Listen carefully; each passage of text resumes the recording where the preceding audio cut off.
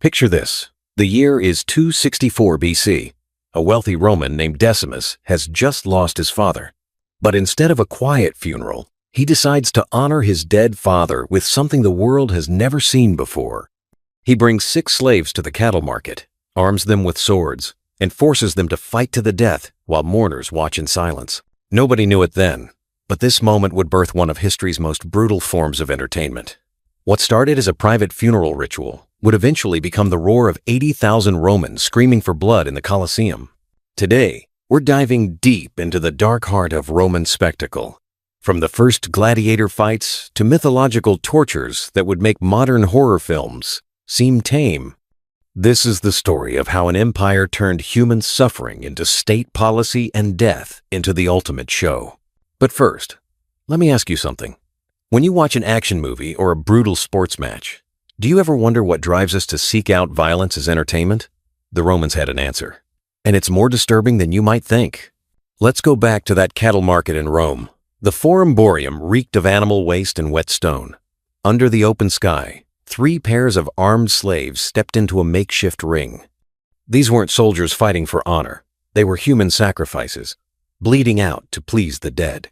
The Romans called it a munus, which means duty. It was their sacred obligation to the deceased. But here's what's chilling. This wasn't even a Roman idea. They stole it from their enemies in southern Italy, the Samnites, who had been staging death matches at funerals for generations. Think about that for a moment. Rome looked at human sacrifice and thought, we can do this better. We can make this bigger. And they did. Within decades, these private funeral fights began showing up at public festivals. What had been intimate family grief became civic entertainment. The Roman Senate, those supposedly wise lawmakers, started funding these death matches with taxpayer money because they realized something terrifying. Nothing controlled crowds like the promise of blood.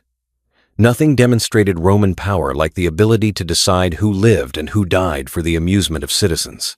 By the end of the Roman Republic, temporary wooden arenas gave way to permanent stone amphitheaters. The largest, the Colosseum, could hold more people than most modern football stadiums. Imagine 50,000 spectators packed together, all screaming for death. But gladiator fights were just the beginning. The Romans had a twisted imagination, and they were about to unleash it on the world. The heavy iron gate creaked open. From the darkness emerged a half-naked man clutching a rusty blade. Across the sandy arena floor, another gate lifted. A lion, its ribs showing through matted fur, stepped into the blazing sun. The crowd fell silent. This wasn't going to be a fair fight. Welcome to the Venationes, Rome's animal hunts. But calling them hunts is like calling an execution a medical procedure. These were calculated slaughters designed to entertain. The Romans didn't just throw criminals to wild animals. They turned it into an art form. They would starve the beasts for days, driving them mad with hunger. They would arm the condemned with weapons too dull to kill quickly, ensuring a long, agonizing spectacle. Sometimes the victims were prisoners of war. Sometimes they were Christians whose only crime was refusing to worship Roman gods. Sometimes they were slaves who had dared to rebel against their masters. But all of them shared the same fate. They were entertainment. The Romans had a special term for this. Damnatio ad bestias. Condemnation to the beasts. It sounds almost clinical, doesn't it? Like a medical diagnosis. But what it meant was being torn apart by hungry animals, while thousands of people cheered. Archaeological evidence tells us just how real this was. In Roman Britain, excavators found the skeleton of a man with his pelvis shattered by bite marks that perfectly match a large cat's jaw. He died fighting a lion, and his bones still bear witness to that final, desperate struggle. One Roman writer named Seneca attended these spectacles and was so horrified that he wrote about prisoners who would kill themselves rather than face the beasts. Think about that. Death by suicide seemed preferable to death as entertainment. But even trained fighters called bestiarii were forced into these animal combats. Mosaics and stone carvings show us scenes of men with spears facing charging leopards or fighters with nets trying to dodge panther claws. These weren't fantasies carved by artists with overactive imaginations. These were documentary records of actual events. The message was clear. In Rome, even nature itself served the state. Lions and bears weren't just wild animals. They were instruments of imperial justice. fed, and starved according to the entertainment schedule. But if you think fighting wild animals was the worst thing the Romans could imagine, you haven't heard about their water shows. Imagine standing on the shores of a massive artificial lake. The water stretches out before you like an inland sea. Suddenly, war drums echo across the water. Two full naval fleets, complete with warships, catapults, and hundreds of armed men, charge toward each other in a collision of wood, bronze, and flesh. This isn't happening at the Mediterranean coast. This is happening in the heart of Rome, in a man-made basin dug specifically for this one purpose: to stage fake naval battles with real deaths. The Romans called these spectacles naumachii. The word sounds almost elegant, doesn't it? But what it described was anything but elegant. It was warfare as theater, with real warships, real weapons, and real men who were never expected to survive. Julius Caesar staged the first one in 46 before Christ. He had workers dig an enormous artificial lake near the Tiber River. Then he filled it with warships and forced condemned prisoners to reenact a battle between Egyptian and Phoenician fleets. The crowd loved it. Caesar's successor, Augustus, decided to go bigger, much bigger. He constructed a basin measuring 1,800 by 1,200 Roman feet. To fill it with water, he had to build an entirely new aqueduct. On opening day, 30 warships clashed, while thousands of condemned criminals fought and died for the entertainment of Roman citizens. But here's what's truly chilling. Sometimes these naval battles used real bodies of water. Emperor Claudius once drained an entire mountain lake called Fucine just to stage a naumachia. Before the battle began, the condemned fighters supposedly greeted the emperor with words that have echoed through history. "Those who are about to die salute you." Whether those words were scripted or genuine, they captured something essential about Roman entertainment. It wasn't just about violence. It was about the absolute power of the state over life and death. The emperor could command nature itself, turning lakes into battlefields and men into disposable actors in his grand theater of death. Even a century after Caesar, Emperor Trajan was still building massive water arenas. His Naumachia Vaticana, constructed in 109 after Christ, hosted more maritime carnage near what is now Vatican Hill. These weren't just shows. They were demonstrations of total imperial control. Rome could command armies, redirect rivers, and turn warfare itself into a scheduled event. In the Naumachii, conquest became performance art, and death became spectacle. But if you think naval battles were the pinnacle of Roman cruelty, wait until you hear about their mythological tortures. By the time the Colosseum opened in 80 after Christ, Roman executions had evolved into something that would horrify even modern audiences. The midday break between gladiator matches wasn't rest time. It was showtime for mythological murders. Emperor Titus pioneered these theatrical executions, and they were exactly what they sound like. Real people were tortured and killed while acting out the deaths of mythological figures. This wasn't symbolism. This was snuff theater on an imperial scale. A Roman poet named Martial witnessed these spectacles and wrote about what he saw. He described a man playing Orpheus, the legendary musician who could charm wild animals with his songs. But in the arena version, the animals weren't charmed. A bear mauled the performer on cue while the crowd applauded. Another victim played Daedalus, the mythical inventor who escaped prison using wings made of wax and feathers. In the arena, a wild beast tore the actor apart. Martial wrote with dark humor, "How you must wish you had your feathers now." One of the most disturbing reenactments involved the myth of Pasiphae, a queen cursed to lust after a bull. Roman audiences watched as a condemned person was thrown to a beast in a grotesque imitation of her mythical fate. The performance blurred every line between punishment, entertainment, and voyeurism. Fire played a starring role in these mythological murders. The Romans had a special garment called the tunica molesta, a shirt soaked in pitch that would burn slowly and agonizingly. Sometimes, this torture was framed as the death of Mucius Scaevola, a Roman hero who proved his loyalty by holding his hand in fire. But the victim wasn't a hero. They were a condemned criminal being burned alive for entertainment. A Christian writer named Tertullian lived through these spectacles and described them with bitter accuracy. He wrote about how victims were burned alive, tied to posts, and mocked as actors in a play of torment. The Romans, he said, turned human beings into living torches while the crowd treated their screams as applause lines. These mythological tortures weren't about storytelling.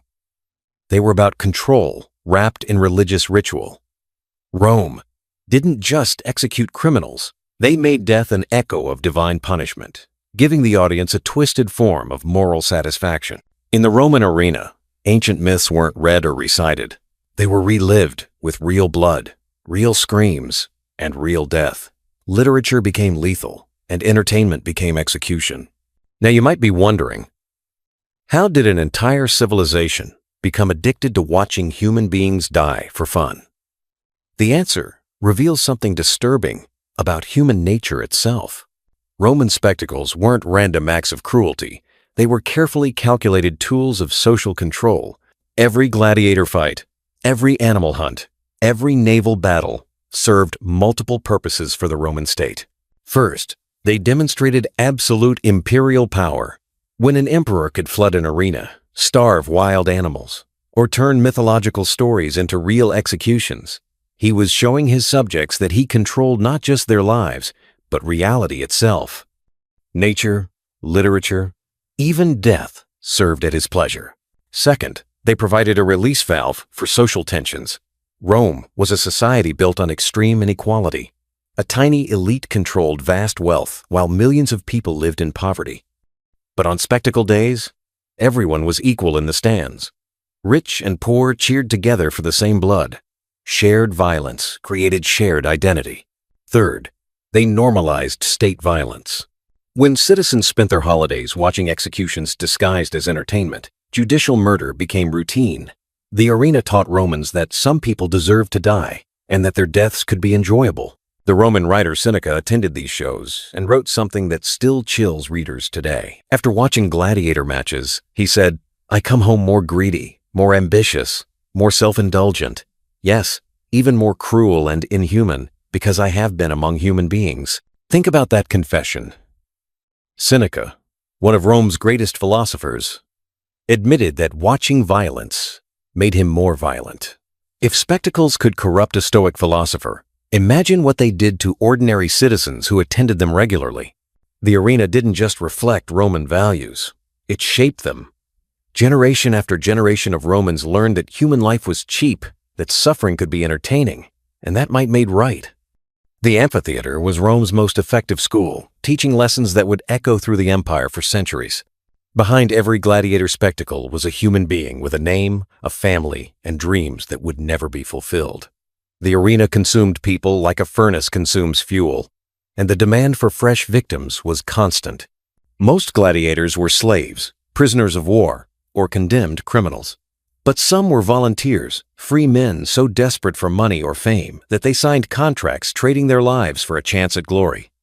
These contracts were binding unto death. Once you entered gladiator school, you became property of the state. Training was brutal. New gladiators learned to fight in specialized schools where discipline was maintained through torture and execution. They were fed a special diet designed to build muscle while keeping them psychologically dependent on their trainers. They slept in cells, lived under constant surveillance, and knew that every day might be their last. Archaeological evidence from gladiator graveyards tells us about their short, violent lives. Most died young, their bones showing evidence of multiple healed injuries from previous fights. Many had wounds that would have required immediate medical attention, suggesting that gladiator medicine was surprisingly advanced. Rome wanted its fighters to survive long enough to provide multiple shows. Female gladiators, called gladiatrices, also existed, though in smaller numbers. Relief sculptures show women fighting each other, and occasionally, wild animals. The Emperor Domitian was particularly fond of staging female gladiator matches, sometimes in torchlight for added theatrical effect. The economic scale of these spectacles was staggering. A single day of games could cost more than the annual budget of a small province. Gladiator schools required massive investments in training facilities, medical staff, and equipment. The import of exotic animals from across the empire created an entire industry devoted to capturing and transporting lions, elephants, and other beasts for arena use. But the true cost wasn't economic. It was moral. Every spectacle required dozens or hundreds of human deaths. Over the centuries that gladiator games dominated Roman entertainment, hundreds of thousands of people died for public amusement. That's not counting the animals. the criminals executed during intermissions, or the prisoners of war slaughtered in staged hunts. These weren't numbers on a ledger. They were individuals whose final moments were choreographed for maximum entertainment value. Their deaths became Rome's most popular art form. The arena's reign of terror didn't end overnight. Even as Christianity spread through the Roman Empire, gladiator spectacles continued. Some Christian emperors attended games, and some Christian writers defended them as necessary for public order. But gradually, the moral climate began to shift.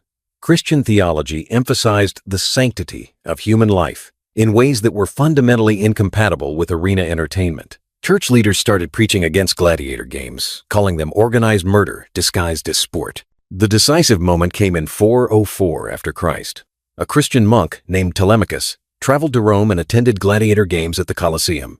When he saw the violence beginning, he jumped into the arena and tried to separate the fighters, shouting for the crowd to stop supporting murder. The crowd, enraged at this interruption of their entertainment, stoned Telemachus to death. But his martyrdom shocked the empire. Emperor Honorius, moved by the monk's sacrifice, banned gladiator combats throughout the Roman world. The ban didn't end arena spectacles immediately. Animal hunts continued for another century, but the age of gladiators was over. The last recorded gladiator fight took place in 435 after Christ, more than 6 centuries after that first funeral combat in the cattle market. Even then, the arena's influence lived on. Roman law, architecture, and political culture all bore the mark of centuries spent watching human beings die for entertainment. The idea that spectacle could serve the state, that violence could build unity, that death could be performance, these concepts outlived the empire that created them. Today, we like to think we're more civilized than the Romans. We don't throw people to wild animals or stage naval battles with real casualties. But are we really so different? Modern combat sports push fighters to the edge of serious injury or death. Mixed martial arts, boxing, and football all involve controlled violence that sometimes becomes uncontrolled. When a fighter suffers a career-ending injury or dies in the ring, millions of people watch the footage repeatedly. Our movies and television shows feature ever more graphic violence. We create elaborate special effects to make death look as realistic as possible. We binge-watch series about serial killers, war crimes, and torture. Our video games let us commit virtual genocide with photorealistic detail. Social media has given us new arenas where public humiliation and social destruction play out for entertainment. Cancel culture can destroy lives while millions watch and comment. Online harassment campaigns drive people to suicide while generating millions of clicks and views.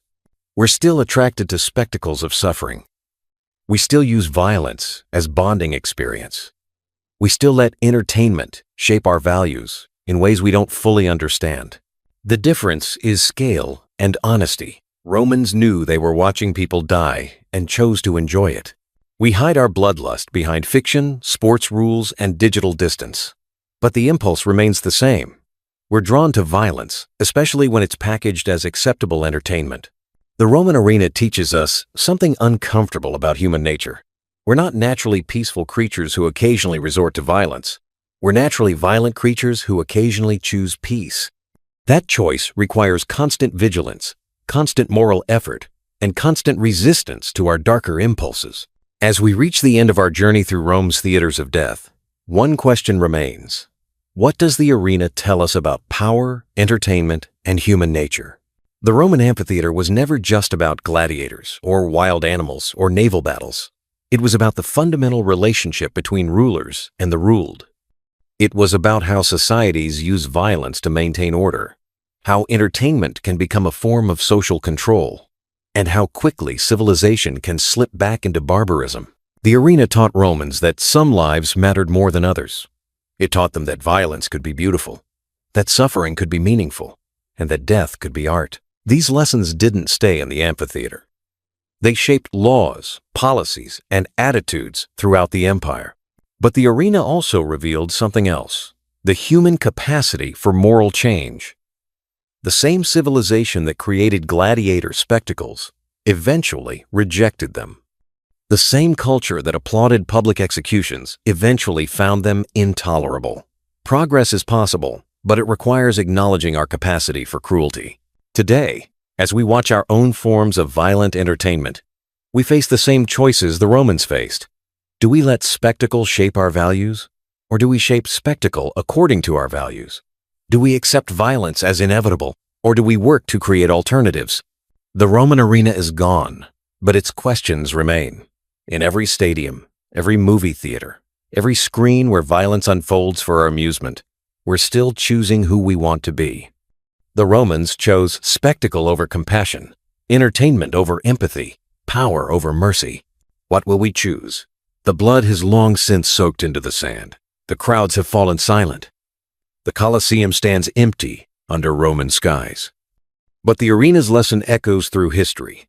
A civilization is not judged by its monuments, but by how it treats the powerless when no one is watching. And sometimes, everyone is watching. That's when the real test begins.